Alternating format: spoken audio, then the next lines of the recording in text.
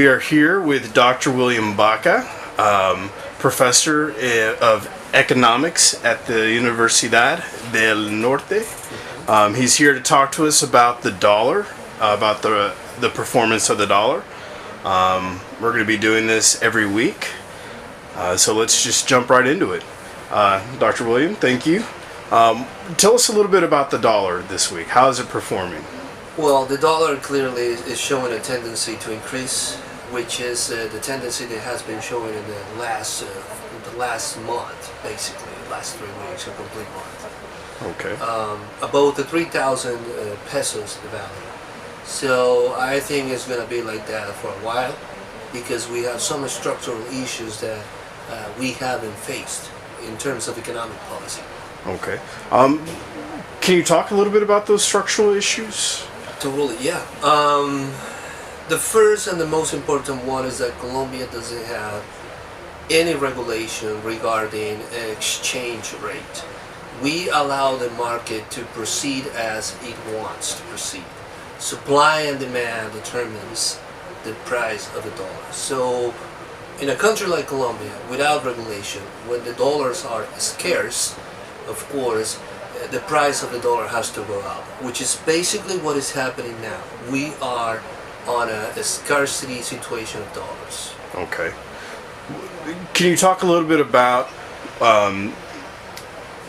what does that mean for Colombians? What with the dollar, with a higher dollar, what does that mean for everyday Colombians? Well, the higher dollar definitely will have a strong impact on our economy, because we're talking about a country that is importing a lot of goods, and if the value of the dollar goes up, the value of the imports will go up, and somehow is an indirect way to create inflation. So with high prices, our purchasing power goes down. So definitely that's how we're going to feel the impact. On the other hand, you have to take into account that this is not a complete industrialized nation. So this means that you find productive sectors that require a lot of imports to carry out the process of production. So the costs of production will go up, and of course the prices as well. The final price will go up, okay, affecting the purchasing power of many Colombians and a lot of Colombians.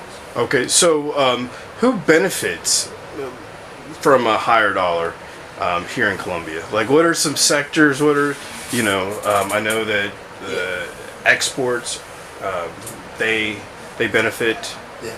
Exports like coffee and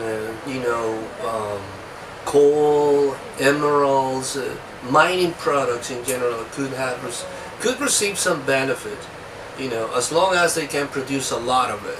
Now the situation is that in the world markets, like the oil and some other mining products, it's showing a tendency to reduce the price. So it's streaking out to answer for sure who's going to win and who's going to receive the benefits of the exports.